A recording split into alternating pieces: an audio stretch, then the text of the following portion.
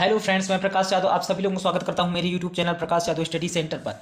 Friends, आज हम पढ़ेंगे कक्षा 10वीं गणित प्रश्नावली 3.5 प्रश्न क्रमांक 4 का दूसरा भाग। प्रश्न क्रमांक 4 क्या है? निम्न समस्याओं में रैखिक समीकरणों की युग्म बनाइए और उनका हल यदि अस्तित्व हो किसी बीजगणितीय विधि से हल ज्ञात कीजिए। तो सबसे पहले क्या करना है?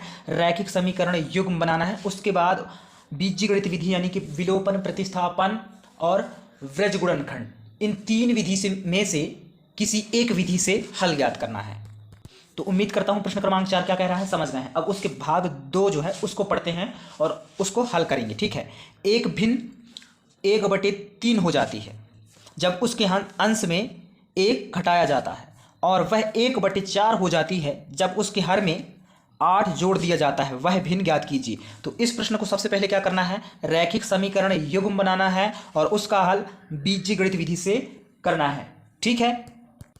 तो जैसे आप सभी लोगों को मालूम है कि भिन्न क्या होता है ना, क्योंकि हमें भिन्न याद करना है, इसलिए मैं आप लोगों को फिर से याद दिला दूं। याद तो है आप लोगों को, फिर भी मैं याद दिला दूं कि भिन्न बराबर क्या होता है। तो दोस्तों, भिन्न बराबर क्या होता है? अंश बटे हर होता है, यानी बटी वाली संख्या। जैसे कैसे? 9/12, इस तरह की संख्याओं को हम भिन्न संख्या कहते हैं। तो हमें क्या ज्ञात करना है? इस तरह की भिन्नात्मक संख्या, बटे वाली संख्या ज्ञात करनी है। ठीक है। तो यहां पर क्या बोला है प्रश्न? चलिए प्रश्न को पढ़ते हैं और समझते हैं। प्रश्न बोला है कि वह भिन्न ज्ञात कीजिए। तो जैसे कि आपको मालूम है भिन्न में अंश होता है और हर होता है। तो जैसे यहां पे लिखा था मैं 9/12, तो 9 हमारा क्या है? अंश है, और 12 हमारा क्या है? हर है। तो यहां पे हम मानेंगे, माना वह भिन्न का अंश मानेंगे, है ना, क्योंकि भिन्न में अंश और हर होता है। तो अंश क्या है? x, तथा हर y है। ठीक है। तो भिन्न बराबर क्या होगा? यहां पे भिन्न बराबर क्या होता है आप जानते हो? अंश बटे हर होता है। तो बराबर हम अंश क्या माने हैं? x माने हैं। ये देखिए, ये x है ना, अंश क्या है हमारा? x है। तो x बटे हर क्या माने हैं? y। तो हर हमारा y है, इसलिए बटे y। अब प्रश्नों को पढ़ते हैं और हल करते हैं। तो प्रश्न देखिए क्या बोला है? एक भिन्न 1/3 हो जाती है जब उसके अंश में 1 घटाया जाता है। ठीक है। तो वह भिन्न हमारा क्या है? x/y है। तो यहां पे प्रश्न बोला है कि अंश में 1 घटाया जाता है। तो यहां पे लिखेंगे सबसे पहले क्या? प्रश्न से, क्योंकि प्रश्न से हल कर रहे हैं अब। तो अंश में 1 घटाया जाता है, तो हमारा जो अंश है क्या है? x है। x में 1 घटाइए तो ऋण 1, और बटे y है हमारा हर, तो बटे y बराबर कितना हो जाता है कह रहा है प्रश्न? 1/3 हो जाता है। ठीक है, देख सकते हैं 1/3 हो जाती है। फिर क्या बोल रहा है? और वह 1/4 हो जाती है जब हर में 8 जोड़ दिया जाता है। तो यहां पे हम लिखेंगे तथा करके, तथा हर में 8 जोड़ दिया जाता है। देख सकते हो क्या बोला है? जब हर में 8 जोड़ दिया जाता है तो क्या हो जाती है? 1/4 हो जाती है ना। तो x हमारा अंश है, बटे y हमारा क्या है? हर है। तो हर में 8 जोड़ निकली बोला है, तो धन 8 बराबर कितना हो जाती है बोला है? 1/4 हो जाती है हर में 8 जोड़ने पर। तो बराबर 1/4। अब हल करते हैं। तो यहां पे क्या होगा? आगे रैखिक समीकरण युग्म बनाएंगे सबसे पहले। तो ये 3 का गुणा सबसे पहले होगा x के साथ, तो क्या हो जाएगा? 3x। फिर 3 का गुणा ऋण 1 के साथ, तो ऋण 3 एकम 3 हो जाएगा। फिर बराबर ये y जो दिया है y गुणा होगा इस 1 के साथ, तो बराबर y एकम y। इस पक्ष में क्या होगा? इस 4 का गुणा होगा ये x के साथ। ठीक है, ये जो x दिया है इसके साथ, तो क्या हो जाएगा? 4x हो जाएगा। फिर ये जो y है इसका गुणा होगा 1 के साथ, तो बराबर y एकम y हो जाएगा। फिर ये 8 का गुणा भी होगा 1 के साथ, तो धन 8 है तो 8 एकम 8 हो जाएगा। यहां पर इस पक्ष में क्या होगा? अब x और y वालों को एक पक्ष में लिखेंगे। तो 3x है तो 3x, ये देख सकते हो बराबर y है, और ये धन में है तो बराबर किस साइड आएगा? तो ये ऋण y का हो जाएगा। और बराबर 3 को बराबर के साइड ले जाएंगे तो 3 ऋण में है तो क्या हो जाएगा, ये धन 3 हो जाएगा। इस तरह से ये बन गया आपका समीकरण नंबर कितना, 1। इसी प्रकार यहाँ भी x और y वालों को एक पक्ष में, तो यहाँ पे 4x, y को बराबर के साइड लाएंगे तो ऋण y हो जाएगा और बराबर धन 8 है तो धन 8। समीकरण नंबर ये बन गया दूसरा। अब ये समीकरण नंबर 1 और 2 को क्या करते हैं, पास में लिख लेते हैं। तो यहाँ पे हमारा फर्स्ट समीकरण क्या है, 3x ऋण y बराबर 3, ये आपका पहला समीकरण है। और दूसरा समीकरण क्या है, 4x ऋण y बराबर 8, ये आपका दूसरा समीकरण है। यही है आपके रैखिक समीकरण युग्म, यानी कि आधा प्रश्न हल हो गया, क्योंकि हमें बोला था कि रैखिक समीकरण युग्म बनाइए। तो ये समीकरण नंबर 1 और समीकरण नंबर 2 रैखिक समीकरण युग्म है। अब इनका हल बीजगणित विधि से हल ज्ञात करना है। तो विलोपन, प्रतिस्थापन या वृज गुणनखंड, ये 3 विधि में से किसी एक विधि से हल कर लेते हैं। तो इन रैखिक समीकरण युग्म को प्रतिस्थापन विधि से हल कर लेते हैं।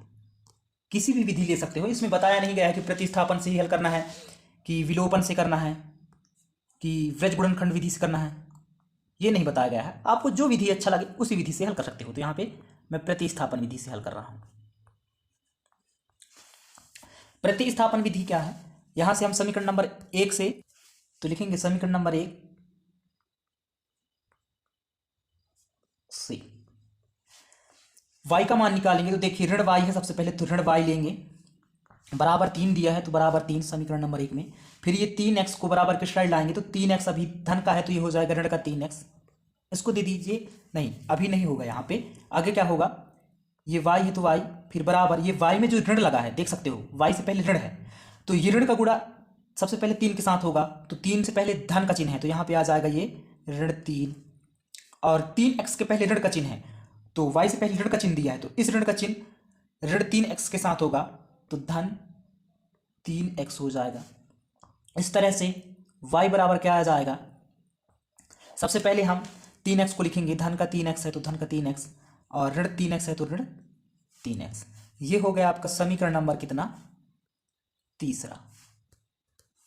अब यहां से क्या करेंगे, ये जो y का मान आया है, देखो y बराबर क्या आ गया, ये आया है y का मान, है ना, 3x ऋण 3 आया है। तो यहां पे y के मान को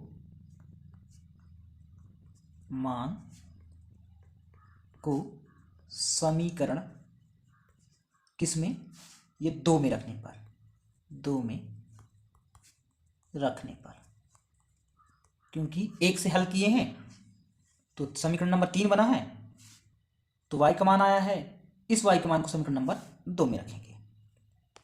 तो देख सकते हैं आप यहां पर समीकरण नंबर 2 क्या है, सबसे पहले 4x है तो लिखेंगे 4, फिर x, फिर क्या दिया है, ऋण, फिर बोल रहा है y दिया है ना, तो ये जो y आया है देख सकते हो, y बराबर क्या आया है, 3x ऋण 3, तो इसको कोष्टक में रखिए, 3x ऋण 3 इस y के स्थान पर, फिर दिया है बराबर 8, तो बराबर 8। इस तरह से समीकरण नंबर 2 में y के स्थान पर हम y की ये मान को रख लिए, जो कि क्या आया है, 3x ऋण 3 आया है। ठीक है, उम्मीद कर रहा हूं कि आप लोग समझ गए हैं। अब इसको हल करते हैं, क्या हो जाएगा, 4x है तो x, ये जो ऋण दिया है इस ऋण का गुणा 3x के साथ होगा तो ऋण 3x हो जाएगा, फिर ये ऋण का गुणा ऋण 3 के साथ होगा तो धन 3 हो जाएगा, बराबर 8 है तो 8। ठीक है, इस ऋण का गुणा हुआ 3x के साथ तो ऋण 3x आ गया, फिर इसी ऋण का गुणा हुआ ये ऋण 3 के साथ तो धन 3 आ गया। उम्मीद कर रहा हूं कि आप लोगों को समझ में आया है। ठीक है, समझ गए हो, आगे बढ़ें। यहां पे 4x ऋण 3x बोल रहा है, तो 4x में 3x घटा देंगे, क्या बचेगा, 1x, तो 1x नहीं लिखा जाता, x बस लिख सकते हो। फिर धन 3 बचा है तो धन 3, फिर क्या है, बराबर 8 है ना, तो बराबर 8। इस तरह से यहां से क्या कर देंगे, पक्षांतरण हो जाएगा, तो यहां पे लिख सकते हो पक्षांतरण करने पर, तो x बराबर 8 है तो 8, फिर ये धन का 3 जो है बराबर की साइड आएगा तो क्या हो जाएगा, ऋण का 3 हो जाएगा। तो इस तरह से क्या आ गया, x बराबर 8 ऋण 3, तो 8 में 3 घटाओगे तो x बराबर क्या बचेगा, 5 बचेगा। ये आ गया आपका किसका मान, x का मान। ठीक है, ये जो x का मान आया है 5, x बराबर 5 आया है, इस मान को हम कहाँ रख देते हैं, ये समीकरण नंबर 3 में रख देते हैं।